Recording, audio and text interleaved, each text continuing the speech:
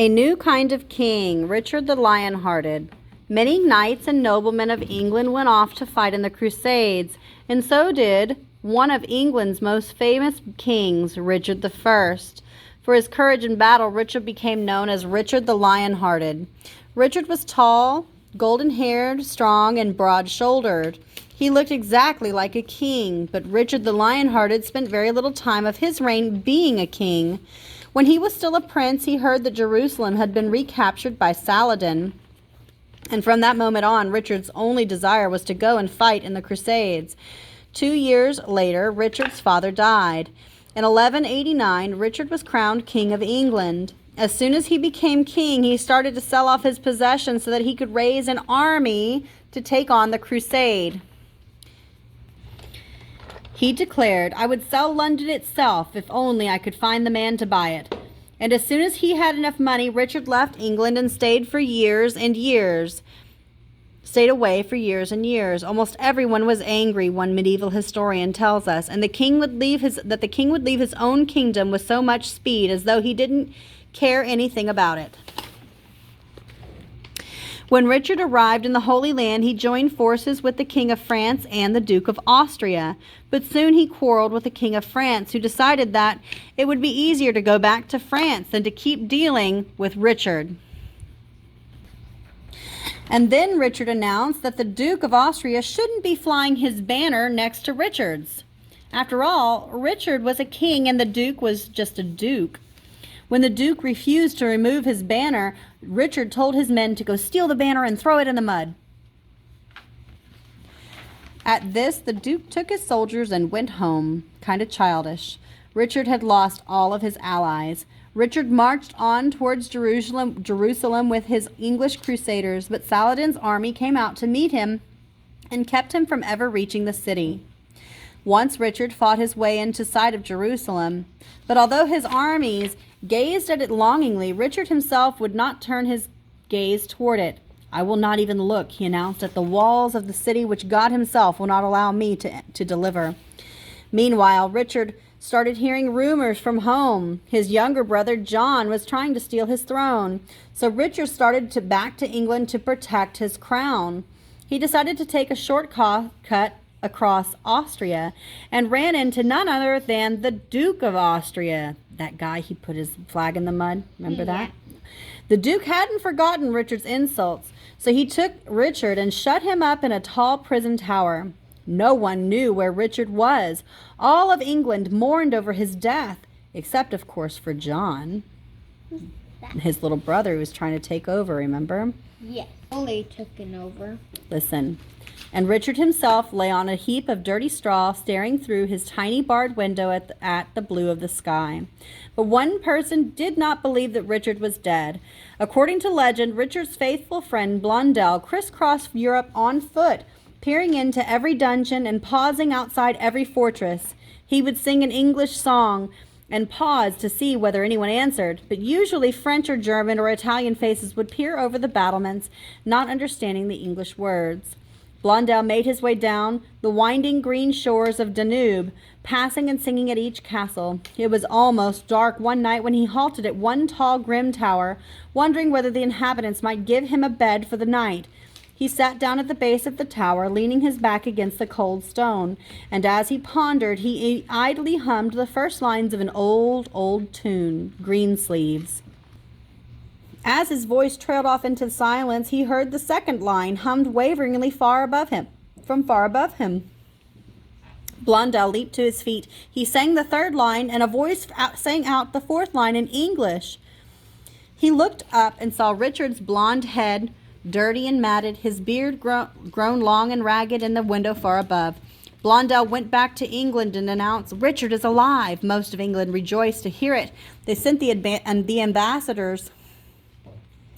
ambassadors to the Duke of Austria, begging him to release Richard. The Duke agreed to set Richard free in exchange for 150,000 marks. This was a huge amount of money, almost $3 million in today's money. John suggested that it would be easier just to leave Richard in jail, but the people of England disagreed. They paid the ransom, and Richard returned home to England. But he didn't stay long. Soon he was off again, this time to fight fight the King of France over French cities which Richard claimed belonged to him. In 1199, Richard was fighting the defenders of a tiny, worthless French castle when he was killed by a stray arrow. He had survived Saladin's fierce armies, only to fall in a meaningless battle close to home. Now his brother John would finally inherit the throne of England. John Lackland and the Magna Carta. Richard's nickname was the Lionhearted, but John's nickname wasn't nearly as pretty. John's people called him John Lackland. Why? John was the youngest son of the King of England. Remember, England was a feudal system, so the king owned all of the land that he ruled. So when John's father died, Richard inherited the whole land of England.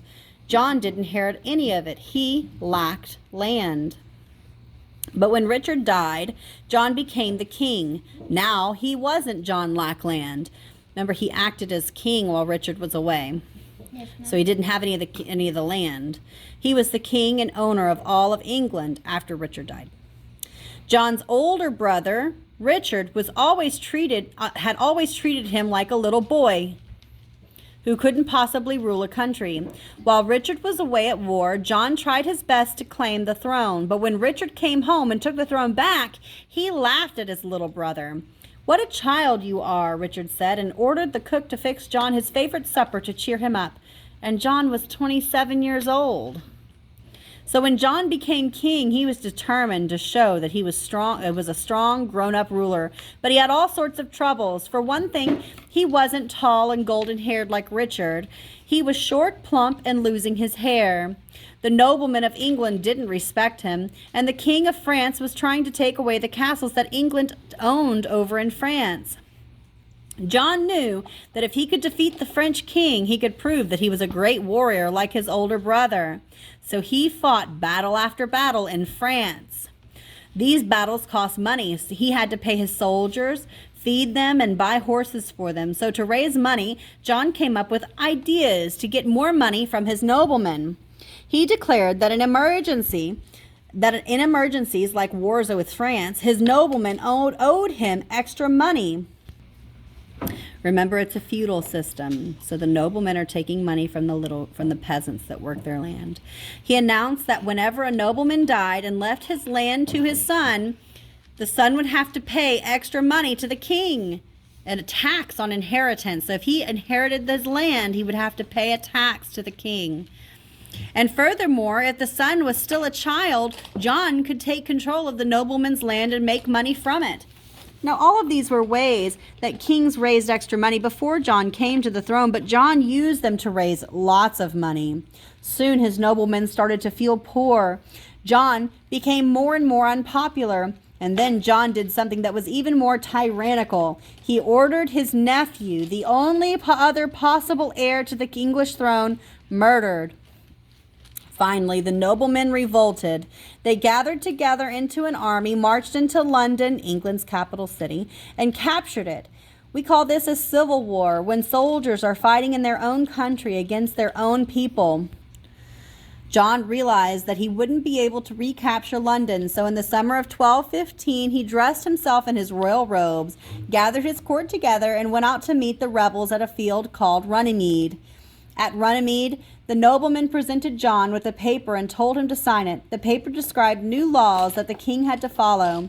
According to these laws, the king could only take extra money from his nobleman if the payment was fair, and if he got the nobleman's permission to ask for it. The laws also said that the king couldn't throw his noblemen in jail unless they actually committed a crime. This paper was called the Magna Carta, or the Great Chapter. John didn't want to sign this paper. After all, he was the most powerful man in England. He could do whatever he wanted as long as his soldiers were strong enough to force enough to force the people to obey him. He didn't have to follow the law. He was the king, so he was the law. Right. He was the king, the most powerful guy, but after this Magna Carta was signed, he was not above the law. He had to follow some of the same laws as the people. Whatever he said had to be done. But he knew that unless he signed the Magna Carta, he would lose his crown. So he signed. Now the King of England had to obey the law like everyone else in the kingdom. This was a new idea. For the first time, the law was the most powerful force in a country instead of the king. Today, we still follow the ideas of the Magna Carta. If you live in Canada or in the United States, your leaders don't own your country. Instead, they have to follow the law like everyone else. The president or the prime minister can't suddenly decide, today I want everyone in my country to pay me $50 so that I can start a war. They have to ask the people's permission to raise taxes to start wars. And they get to decide if it's a good idea or not even to go to war. What? I think that's fine. But instead of traveling to Washington, D.C., where the President of the United States lives, or to Ottawa, Ontario, where the Prime Minister of Canada has his office, and giving them permission ourselves, we choose representatives, people who go to Washington or Ottawa and speak to our leaders for us. If the President, or the Prime Minister if you're in Canada, but for us it's the President, wants to start a war or raise taxes, these representatives have to give permission. In the United States, these elected people are called representatives and senators. They meet together in Congress and they talk and battle it out with speeches and stuff. In Canada, these representatives are elected to the House of Commons. They are called members of Parliament. This system got started 800 years ago when King John of England signed the Magna Carta. When John was ruling England, before the Magna Carta was signed, the people of England were poor and miserable. When John took money from his noblemen took money from their peasants and serfs, and there was no one to help them resist this tyranny, except for Robin Hood. The people of England told stories about a mysterious man who lived in the royal forest with a band of outlaws. He wore a green jacket and a green hood so that he would blend in with the forest. When King John's noblemen took money and gave it to when King John's noblemen took money from the people of England unjustly, this outlaw stole the money and gave it back to the poor. He was loyal to King Richard, not to King John, and he hoped that King Richard would return soon from the Crusades. In some tales, this mysterious outlaw was called Robin of Locksley. He was said to be a nobleman whose lands had been seized by King John. But in other tales, he is simply called Robin Hood. Here's one of the tales of Robin Hood. Robin Hood and the Butcher. Long ago, in the days when Richard the Lionhearted was away fighting in the Crusades, his younger brother John ruled over England. Now John was a greedy man, and he appointed other greedy men to run the villages of his country. The worst of all his men was the Sheriff of Nottingham, who stole from his people and gave money to King John. The people of Nottingham could barely survive on the scraps and pennies left to them by the sheriff and his men. And although they lived on the edge of a forest filled with fat deer, plentiful enough to feed the whole village through the cold winter, they were forbidden to kill a single buck. For the forest belonged to King John. And although he never walked in it, he threatened to hang any man who shot one of his deer. One day, Robin Hood was out walking with his companion, Little John. Little John was a stout man who could fight even the strongest warrior with nothing but his quarterstaff and come out the victor. The two friends were strolling through the deep forest along the road that led to Nottingham when they heard the clop of horses' hooves. So Robin and Little John stepped off the road and hid behind a tree. As they watched, a butcher's cart came into sight, loaded with fresh meat. "Aha," said Robin to Little John. "This man is headed for the house of the sheriff. No one else buys such rich food. Let's step out and have a word with him." So Robin and Little John came out from behind their tree. As soon as the butcher saw them, he wheeled his cart around, for he knew, as did everyone, that outlaws haunted the forest. But Little John seized the horse's bridle, and Robin said, "Good butcher, I'll change clothes and places with you for 10 pieces of gold. Let me take your cart into town while you rest here in the forest with my men." The butcher didn't want to rest in the forest, but Little John was holding his horse's bridle with one hand and a thick quarterstaff with the other. So he climbed down, quaking with fright, and gave his clothes to Robin Hood. Robin fixed a black patch over one eye to conceal his face, climbed onto the cart, and drove into Nottingham to the house of the sheriff. When he arrived there, he gave the sheriff's wife such a good price on the tenderest choicest pieces that she invited him to stay for dinner. Robin Hood. So Robin, the outlaw, tied his horse to the sheriff's fence and went in to eat with the sheriff.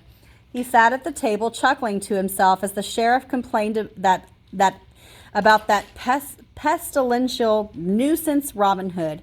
But he pricked up his ears when he heard the sheriff say, "And worst of all, this fellow Blondel, who once knew Richard, insists that Richard is not dead at all, and that our gracious King John is no more than a usurper. He's a stealer of the throne." "Indeed." Yes. "Indeed," Robin said politely. "Does he think Richard will return?" "He swears he'll find him," said the sheriff, taking a good swig of ale. "He has gone to wander through the world looking for Richard. If he should find Richard, our days of ease will be over. But maybe he'll die of plague first. More meat?" "I thank you," Robin said. "No, I must be getting back to my herds and flocks." "By Our Lady," the sheriff swore, "if your herds are as fine and fat as these, I would buy them myself." "I'll sell them to you," Robin said. "Ride on my cart with me, and I'll give you a good price on the whole lot as I gave you on this day's meat. But be sure you bring all your money with you." He's tricking him, huh? Oh, yes. Now the sheriff was too greedy to resist such an offer, so he filled a bag with gold and went with Robin at once. The two drove the butcher's cart deep into the thick forest of Nottingham. And the farther they went, the more uneasy the sheriff became. "Butcher," he whispered, "where are your herds?" "Close by," Robin promised him. "That fellow Robin Hood might be near," muttered the sheriff. "Robin Hood is no worry for me," Robin answered with truth.